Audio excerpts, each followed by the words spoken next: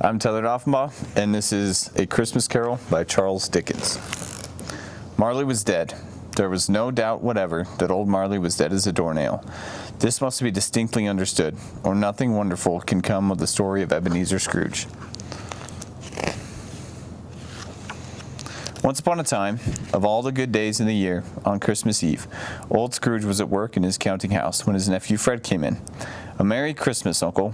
"Bah," said Scrooge. "Humbug."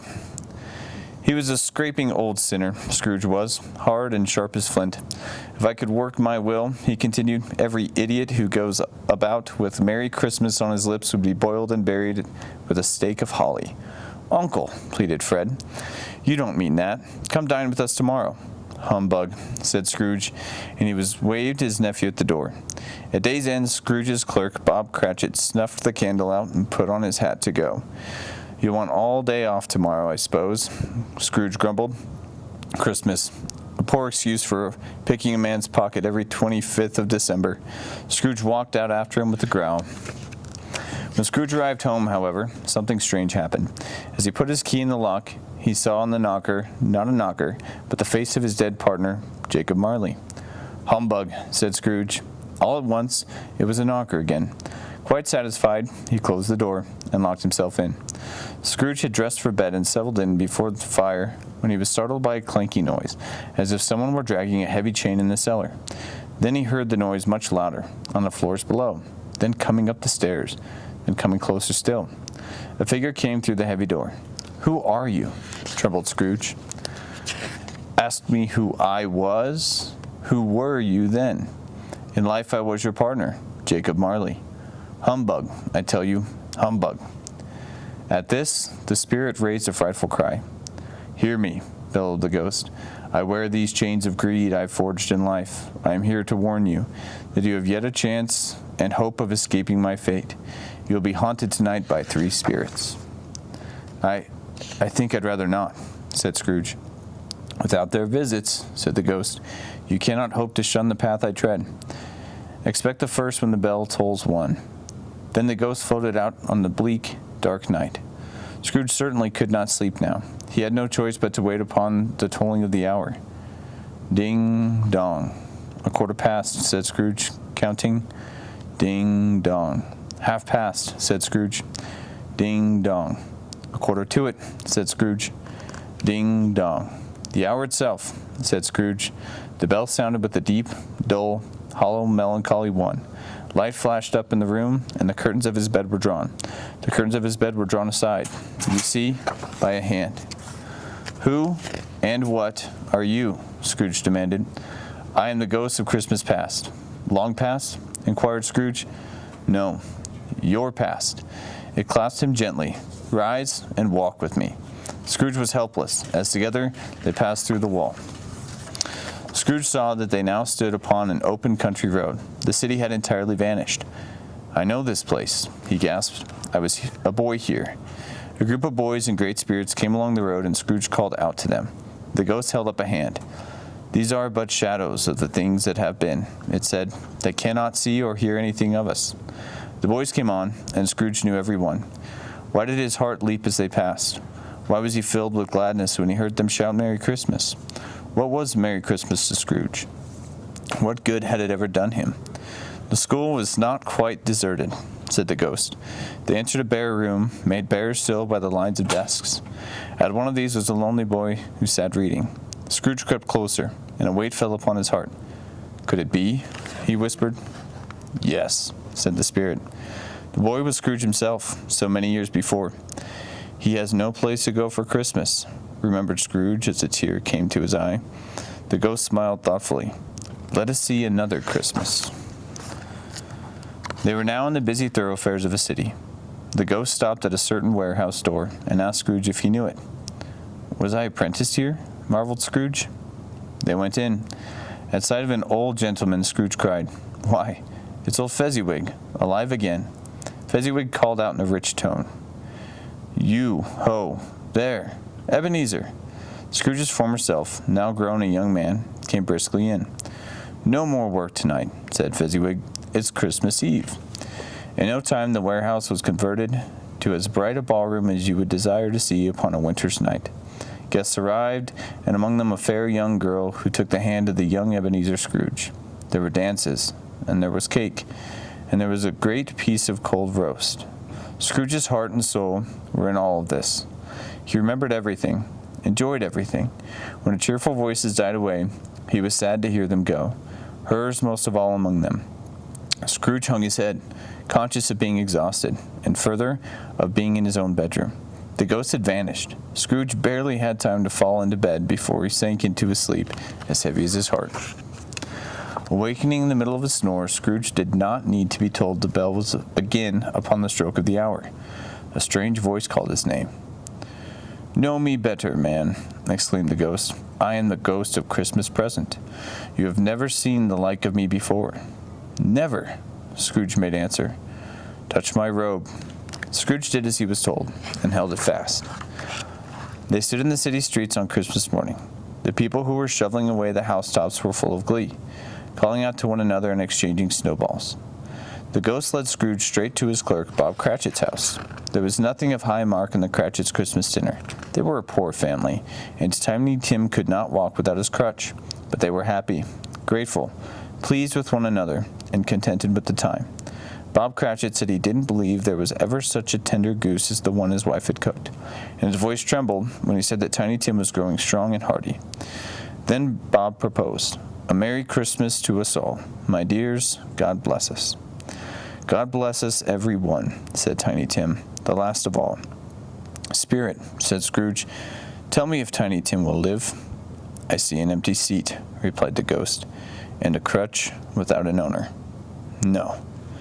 "No," said Scrooge. "Oh, no, kind spirit. Say he will be spared." But the ghost did not respond. It was a great surprise to hear a hearty laugh at the moment. It was an even greater surprise for Scrooge to recognize it as his nephew's, and to find himself in his living room. He said that Christmas was a humbug, cried Scrooge's nephew. "He's a comical old fellow." "I'm sure he is very rich," hinted Scrooge's niece. "What of that, my dear?" said Scrooge's nephew. "His wealth is of no use to him. He doesn't do any good with it. He doesn't make himself comfortable with it. He hasn't the satisfaction of thinking, that he's ever going to give us any of it." Scrooge cast his eyes upon the ground, but he raised them speedily, on hearing that what his nephew spoke next. "Merry Christmas and a Happy New Year to the old man, wherever he is. He wouldn't take it from me, but may he have it, nevertheless, Uncle Scrooge."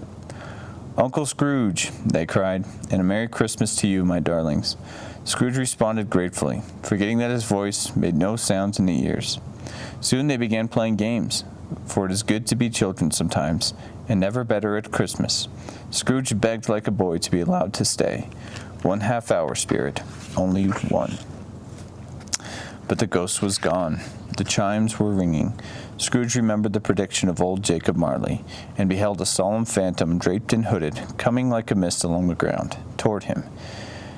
"Am I in the presence of the ghost of Christmas yet to come?" said Scrooge. The spirit answered not, but pointed onward with his hand. Although he was used to ghostly company by this time, Scrooge feared the silent shape, and he found that he could barely stand to follow it. "Will you not speak to me?" He gave no reply. The city seemed to spring up around them. The spectre gestured to a knot of businessmen. "I don't know much about it," said a fat man with a monstrous chin. "I only know he's dead." "It's likely to be a very cheap funeral, for upon my life I don't know of anybody to go to it," said another.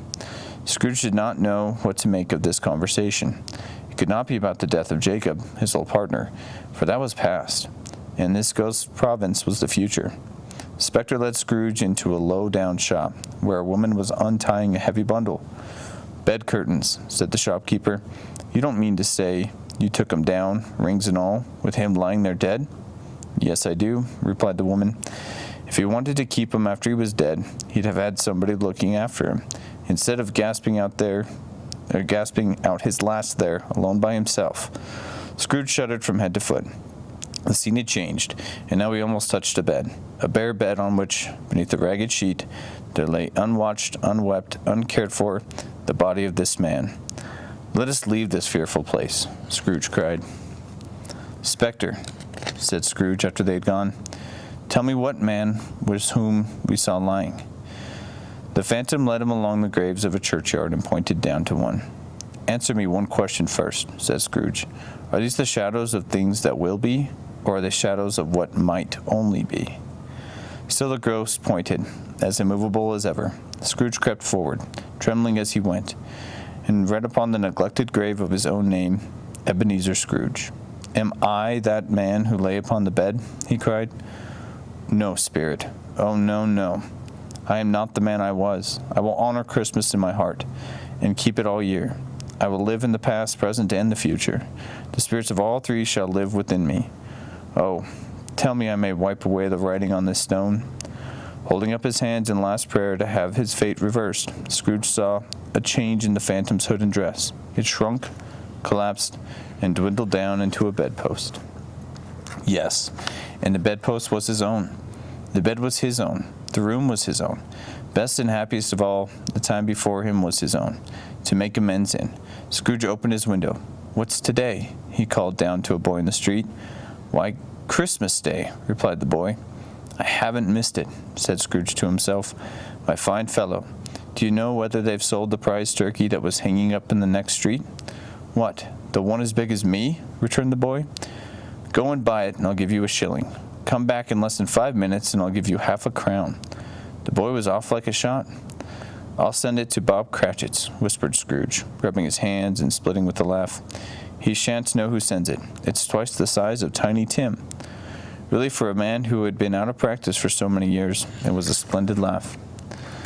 After sending off the turkey, Scrooge dressed himself all in his best and set out for his nephew Fred's house. It is a mercy his nephew didn't shake his arm off when he arrived. Scrooge left at home in 5 minutes. Nothing could be heartier. Wonderful party, wonderful games, wonderful happiness. Scrooge was early at his office next morning. Hello, he pretended to growl when Bob Cratchit arrived a few minutes late. What do you mean by coming in here at this time of day? It's only once a year, sir, pleaded Bob. It shall not be repeated. I'm not going to stand this sort of thing, and therefore, Scrooge said, leaping from his stool, a Merry Christmas, Bob. A merrier Christmas than I have given you for many a year. I'll raise your salary, he continued, with an earnestness that could not be mistaken, and do what I can to assist your struggling family. Scrooge was better than his word. He did it all, and infinitely more. And to Tiny Tim, who did not die, he was a second father. He became a good friend, as good a master, and as good a man as the good old city knew. And it was always said of him that he knew how to keep Christmas as well as anyone alive. May that be truly said of us, and all of us. And so, as Tiny Tim observed, God bless us, everyone. The end. Merry Christmas.